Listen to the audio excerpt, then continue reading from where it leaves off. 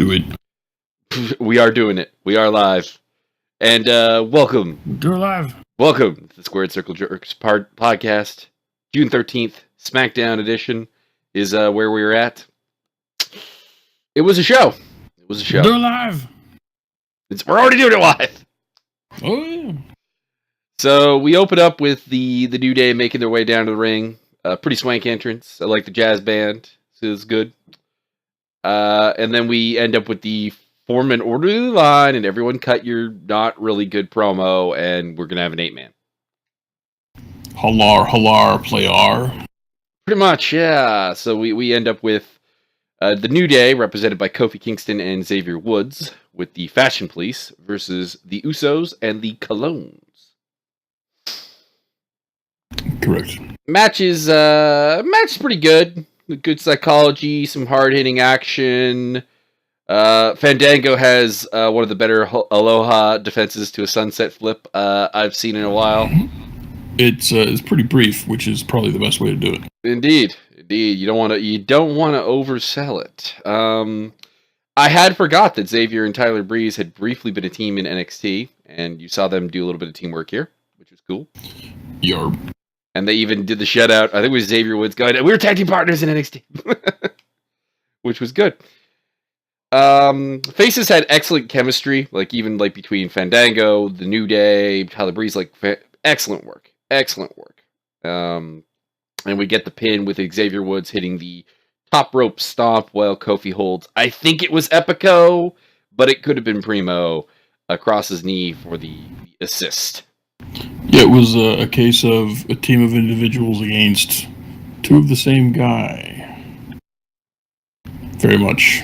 I don't know. I have no idea which Cologne is which, and I don't know which Ugo is which. Oh, well, the Usos do us a favor. One's got a shirt, one doesn't. Man. Okay. I still don't know which one that is. Also, it was hilarious when one of the Colognes decided to try and do a power spot and immediately fucked it up. Yeah, that wasn't great. That was not good. Hilariously adorable. Yeah, I think this was about it. I mean, this was a good match. An 8-man should be given more time, in my opinion. I've actually seen a couple of people saying that this was too long, and I'm confused by that. But, a good match. Right winners, because you got the clones in there, eat the pinfall, and it builds up the New Day as a bigger threat to the Usos. So, I'm fine with everything. Moving on down the card, we had AJ and Shinsuke Nakamura talking backstage, and Sami Zayn joins them. And I like how this kind of plays off of the reputation Sami Zayn has as a bit of a perfectionist. The kind of guy who's going to go over spot after spot after spot and try and figure out ways to make things better and strategize the match, really. They're taking that into the actual strategizing how to win the match, which I kind of like. I enjoyed this. And then when he leaves, Shinsuke Nakamura is like, I like him. And AJ does you like everyone. So that was good. Made me laugh. And it built up the expectation for the main event tonight. So that's good. Mm-hmm. Then we had Mojo Rawley backstage. The sad thing about this promo, I mean, both the good thing and the sad thing about this promo is that Mojo Rawley did more to put Jinder Mahal over than the writing staff has done this whole time. And yeah, when I say that, I mean... He did it in 7 words. Yeah, I know. He just basically said Jinder Mahal is not the same Jinder Mahal that I beat months ago. And that's the most Jinder Mahal's been put over. It's not good. The loss motivates him to be better and to rise to the occasion, face adversity, etc. All the stuff that you get from a post-match NFL football game kind of thing. So that's good, I guess. And then Zack Ryder's back. So hype bros. Zack Attack. Mm-hmm. So this was good again. So everything so far pretty good. Then we had Naomi versus Tamina. My immediate thought with this match was, why is this match really taking place? Because no one can win off of this. You've got Tamina heading into Money in the Bank. So if you beat her here, it weakens her there, etc. And you really can't have Naomi take like what would this be? This would be like her 4th visual pinfall in the last 2 months. Can't. There's no point in trying to salvage that title with that champion. Just keep burying her. Just keep going. So I didn't like the match in principle, and I didn't really like the match in combination because I thought it was going to be really bad. And it was not as bad as I expected it to be, so I guess that's the slightly bright side of the thing. It was I expected a complete shit and only got half a shit. So yeah, I'm completely bored with Naomi. Just no, there's nothing there. She's a tolerable wrestler. She does the exact same entrance every single time without variation, which I guess you could say of a lot of people. But if you're gonna have this much of a theatrical, like she's been given at least 2 minutes of ring entrance time, which is way more than anybody else is getting, to put over some sort of dancey gimmick dance. I mean, the kind of thing that bugs me. Same exact dance move, dance pattern, in exactly the same spot, in exactly the same part of the ring and the ramp and the entranceway, every single time. The thing that kind of strikes me is that she is supposed to be a professional dancer. That was kind of her deal back on NXT, and it kind of showed. Like, this girl definitely can dance. So why the hell does this suck so much? I don't know. Best part of the match was the Exploder Spinebuster. That was fucking cool. That was pretty cool, yeah. Tamina does eventually eat the pin because she had to eat the pin. Really is what this comes down to. Where Naomi counters a Superfly splash attempt with a drop kick and then hits a split leg moonsault for the pin. So, the only really nice things I can generally say about Naomi is that she is really athletic, and there's a lot of potential there, but her ability to put together a good match from a psychological standpoint isn't really there. And yeah, they've just mishandled her to the point where there's no dominance to her. I feel like it's not good when I feel like any one of these women can get a pinfall over the champion. There should be someone that I have confidence in the champion beating, and that does not exist right now. As for Lana coming out, she's attractive. She is attractive. We want Rusev chants. She's kind of like the reverse Sable, as it were, with the crowd wanting the woman to go away and replace with the man, like the Mark Mero Sable relationship. But that's the only kind of amusing thing I find from that particular portion of it. I'm interested to see how she wrestles. It's maybe the first time I've really seen her do anything wrestling related, and it was pretty good. Mm-hmm. Doesn't mean that she could put a great match on, but I'm interested to see what happens now, as opposed to going, oh god, why? So that's good. Then we had a Jinder Mahal promo. He is getting better on the mic, but there is still a lot of work to do. Yeah, the best thing I can say about it is I didn't skip it. I was just going to go, oh, well, this is not... Oh, well, I'll give him a shot. And I gave him a shot, and he didn't make me skip. So, I mean, that's something. It's also toned down the anti-American rhetoric to a degree, which I think is good, because I think at this point, if you just have an anti-American heel, it's so one-dimensional and cartoony that it doesn't sell me on anything. And it's the only thing Vince could do. Yeah, I mean that's the typical Vince McMahon foreign heel right there. Randy Orton hits an RKO out of nowhere. And really the only thing about this is I got sad after this because I realized that Randy Orton was the 13-time world champion. Dude, they've been saying they've been saying that 9 times per episode for the last 3 months. I know, but I forget it after the episode, and then I'm reminded of it every episode again, and then I get sad. Then we had Owens, Byron, and Ziggler backstage, and I like this. I think everyone did their job really well. Kevin Owens is dope on the mic, and the basic content was Owens wants them to work together to kill the faces and take them out of Money in the Bank, so that then it's a 3-way for the Money in the Bank, which makes sense. So, yeah, I like this promo. Then we moved on to Randy Orton backstage. On the prize side, he didn't put me to sleep, and this was probably the most hyped I've seen Randy Orton on the mic in a while. The problem is that I should not be impressed with this promo. That's how bad Randy Orton historically is on the mic to me. Yeah. I have such a low expectation that this exceeded it. Then we had Natty and Charlotte. Yeah, this was possibly the greatest women's wrestling match that has ever been had on a WWE or in a WWE ring, and the production fucked it every way they possibly could. They would cut away from the match. They'd go commercial in the middle of the match. They would do the long, slow cutaway to the briefcase during important parts of the match. And it was a really well-worked, good psychological match that I actually tuned, as soon as they announced it, I was very, very interested.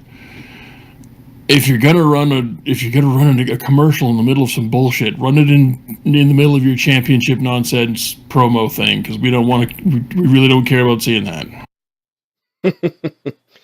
I pretty much agree with all the above. Like, I'm left feeling that I didn't supremely enjoy this match as much as I should have, because the crowd was quite hot for it.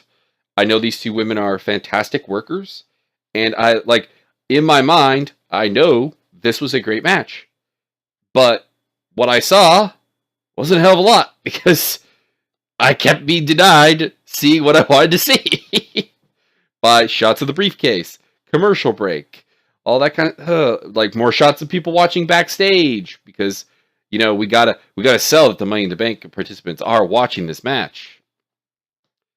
Get your shit together, and it gets worse in the main event, actually. So we'll touch on that some more. Still, I mean, good match. Charlotte gets the W with the natural selection. I do like the fact that after Natty kicked out of one of the pinfall attempts, the look on her face was great. It was complete disbelief that she had not won the match, and it was really good. Her moonsault is fantastic. Natty hit a lovely powerbomb to counter a moonsault. That was pretty cool. And that was the match, pretty much. Then we had Fashion Files. Tyler Breeze was attacked by a greasy-haired, dry-skinned pair of dudes. And based on the Fandango's drawing, they apparently are stick figures. I liked it. Oh. I enjoyed it. I will say this was... Yogos. Yeah, I mean, probably. They're virtually the same thing, so yeah. I thought it was the Yogos. Quite possible. Not one of the better ones, really, but short, still made me laugh. Mission accomplished. Yep. We had a bit of a tribute to Jarius, the kid who's been fighting liver disease his entire life and got a transplant. Touching. I like it. Mind you, this is a show that has JBL on commentary, so that kind of undermines it. A little bit. Then Lana backstage, she's being a heel, and it's a believable heel, and it's pretty refreshing. So this show was kind of increasing my expectations on Lana Day, I guess. Yeah, I don't know why anybody would be surprised about this, though.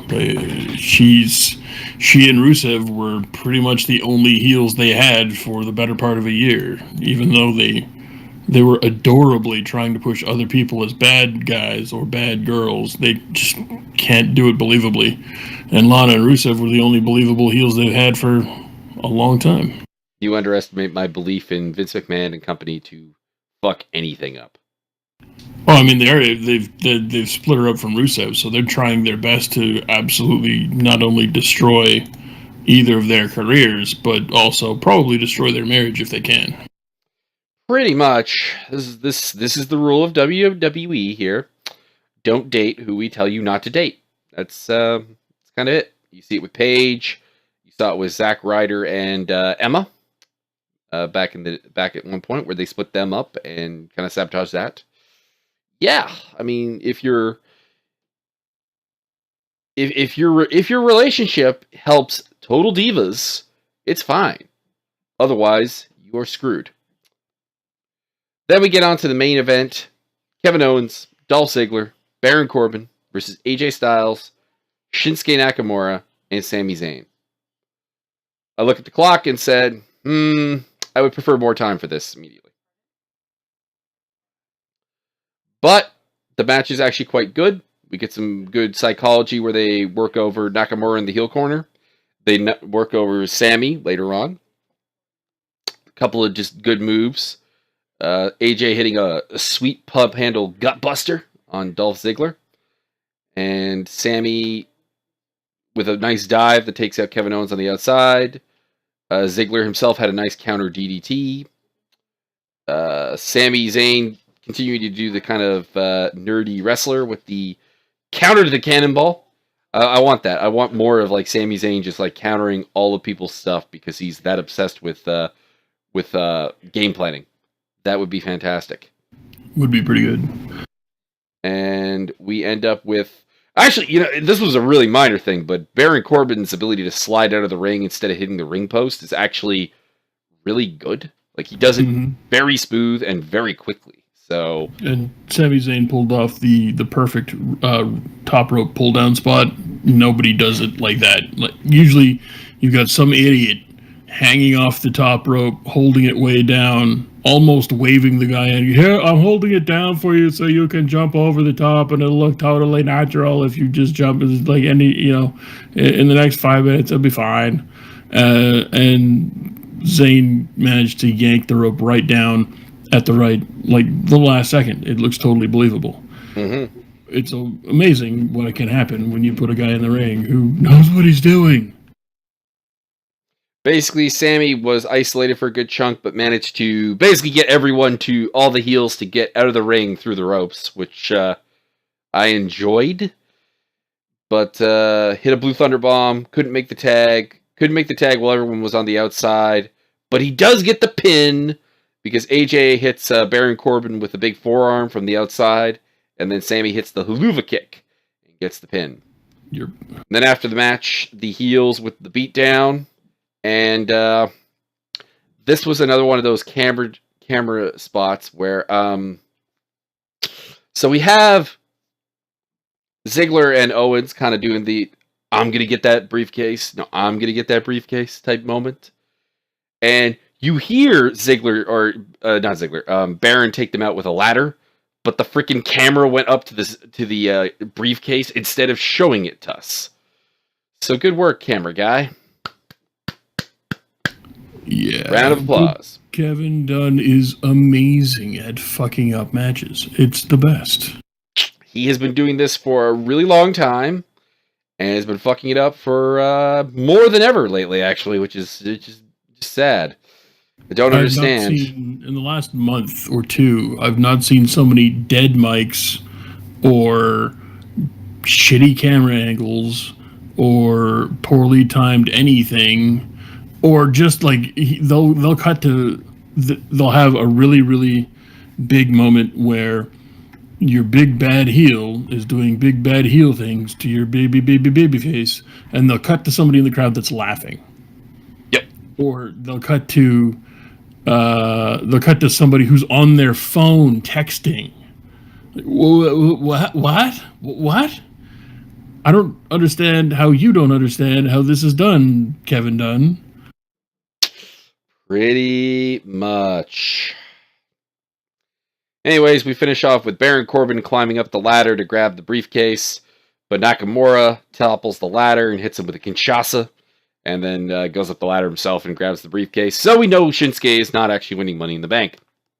That's how this works. Went absolutely, completely ballistic when he grabbed the title. Or when he grabbed the briefcase. Therefore, they'll probably give it to Dolph again, or they'll probably give it to Baron, because Baron's their new cool boy. Baron is largely my pick.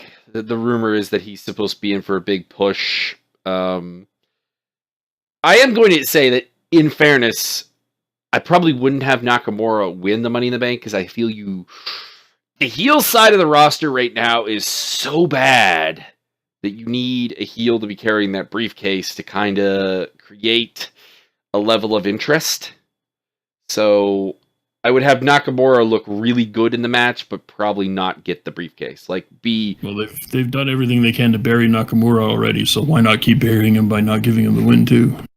Yeah, they haven't really booked him well, particularly at all. I mean, they've been giving him wins. I believe he is undefeated. He's gotten a couple of pins in tag matches. He did get the win in Ziggler singles action and Kevin Owens, but yeah, but it always looks like he's barely competent. He's barely competent in the ring, and he's just getting by these guys, just barely. And I thought they were going to have a star on their hands, and now they've just got another upper mid card guy. Yeah, he definitely should have been more believable in the matchup with Ziggler. I can understand the Owens match being competitive because Owens is your United States champion. He is pretty much your biggest heel on the brand. So I can understand that being a relatively competitive match. I'm not asking for squash matches, but yeah, a lot of the matches have been Nakamura selling. This is an example of WWE has this philosophy in a lot of ways that wins and losses don't matter. And then they think, well, we are pushing someone because we are giving them wins. It's kind of weird that way because, I mean, case in point, Jinder Mahal, his title reign, I mean, a big problem with that is that it came out of nowhere with him not winning any matches. But it's not even just wins. You also have to win in a relatively convincing fashion that makes me believe that you are something badass. Like, the only reason I believe Nakamura is a badass is because of his work in New Japan. Mm-hmm. They handled him better in NXT, but even then there were some problems. And here, it's been pretty bad. And you're seeing that kind of across the SmackDown roster in a lot of ways, is that things feel like incredibly, like going back to like Naomi. Remember when I said you could have any woman on the roster beat Naomi and I would buy it? That's not good. No. Yeah, that's. I mean, if you want to go back to the Attitude Era, or pick any era, whoever beat Hogan, whoever beat Savage, whoever beat Jake the Snake, whoever beat Stone Cold or The Rock, I'll tell you who, the biggest heel in the company would get the win. Maybe. And guess what? You had superstars. Actual superstars. Not just, I guess every employee of Titan Industries or whatever, it has like superstar on their label. So you've got like superstar custodians and superstars in the mail delivery service and stuff like that. I guess everybody just gets to be a superstar, and they've lost sight of what a real superstar is. I'll give you an example of a superstar, The Rock. And he had to leave you to get to where he is today because you can't do what he was arguably one of the top three, actual superstars of wrestling of all time. And you couldn't get him over to the point where he is now. So where's your formula at these days? The formula is people don't come for wrestling. They come for us people to talk, which I never really got because for the most part, wrestlers are not great actors. Couple of exceptions to this. There are a couple of people who really make me believe on the mic. You're here to watch like good quality wrestling matches, but you do your best to sabotage it or make it not matter, because you can kind of see it with, well, case in point, your world champion is Jinder Mahal, a guy who cannot put a good match together, and he is the push for no reason, no discernible reason. Because again, we've kind of been through this. The idea that this is going to create business in India is the most laughable thing I've heard in a long time, because it won't. The way the Indian market is structured, this means $0. So you have a champion who cannot wrestle. You have a tag team division that has been buried for really a long time, and then you wonder why it doesn't really seem special. when you try to resurrect it? Because it's dead. It's been buried since the 80s. And it's because Vince keeps breaking up literally every single tag team. Kind of, yeah. Like he even broke up the Road Warriors, for fuck's sake.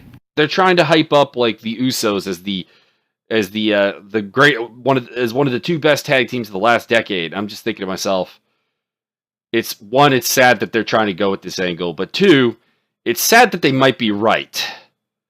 Like that, realistically speaking, the high point in the last decade of the tag team division was the New Day feuding with the primetime players, Cesaro and Tyson Kidd, the Dudleys, the Conquistadors, which are the clones, and the Lucha Dragons, and the Ascension.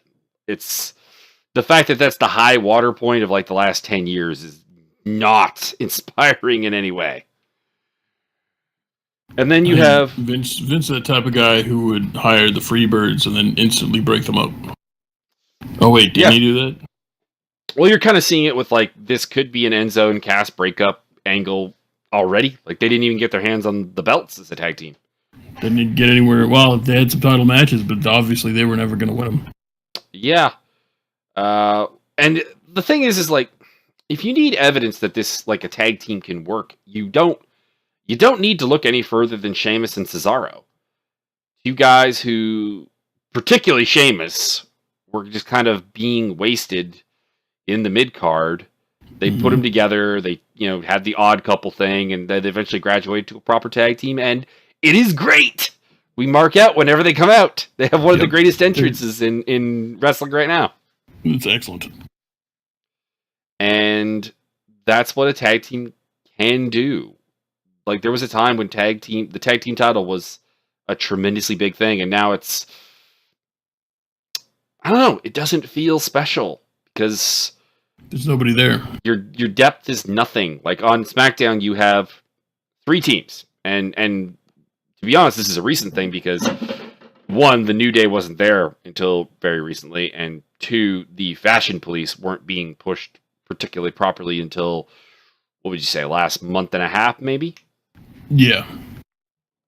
So, like, again, this is like a high watermark in the SmackDown tag team division, and that's not good.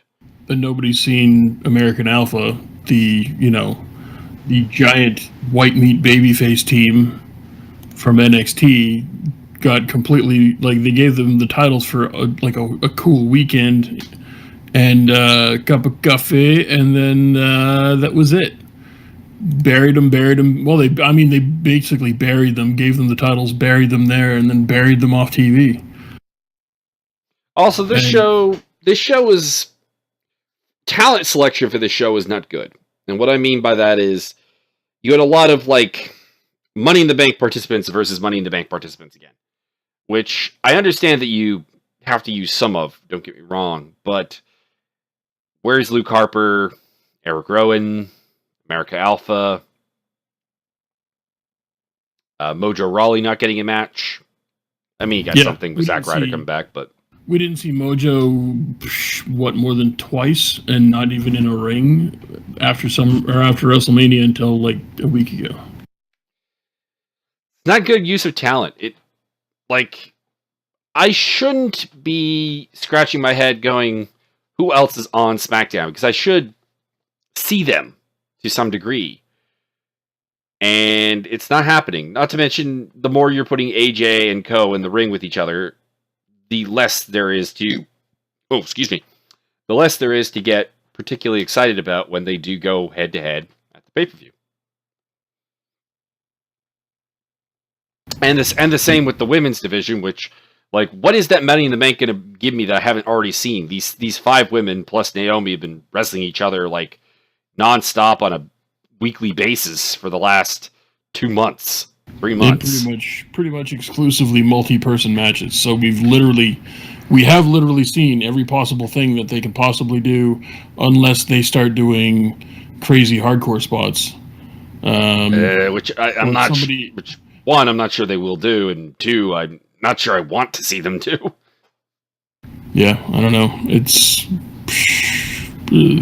really I was actually excited to watch two of them wrestled today or yesterday, and they basically submarine the whole match. So if I'm not going to be allowed to enjoy them wrestle, why would I bother tuning into the matches that don't make any sense and are garbage? Because you have too many cooks in the soup. I don't get it. Taken in a vacuum, the show was not bad. I was thinking to myself before we started recording this. No, actually, I really actually did enjoy this week's SmackDown. I didn't get to say a lot about it, but I did really enjoy this week's SmackDown. There wasn't anything I can point to that was bad. There were points where I thought I was definitely going to just skip past something. This is not going to be any good, and I gave it a shot, and it wasn't bad. That's the worst I can say about any spot on this on SmackDown. But it could have been so much better. And it wasn't even that you needed to do anything differently. You just needed to get your friggin' production house in order. That's all. Yeah. It's like I said, it was a good show in a vacuum, and I enjoyed it. But it was kind of loaded with the symptoms of WWE problems right now. From a booking standpoint and this was worse than usual from production standpoint, but yeah, bad production, booking that not necessarily who was winning, like the right people went over, but the fact that so much of the roster is not being utilized and no one really feels particularly special right now. Is it's hurting it. This is probably the best go home show since before Survivor Series last year. I can believe that, yeah. So we head away from the SmackDown. I would say mixed. I have problems with just how WWE is doing things, but the actual in ring product was quality. All but one match was actually really good. And even the match that was not very good was better than I expected it to be. So it felt okay. And yeah, we'll be back at you with the 205 review pretty much directly after this. And I actually haven't seen 205 Live yet. You haven't seen 205 Live yet. Okay, so we're going to have to wait for Byron to watch 205 Live. And then we'll review 205 Live. So I hope everyone is enjoying stuff and is looking forward to the next show. Do you have anything you want to say to people? Get off my particular area that has grass on it. That's a lot. Whatever.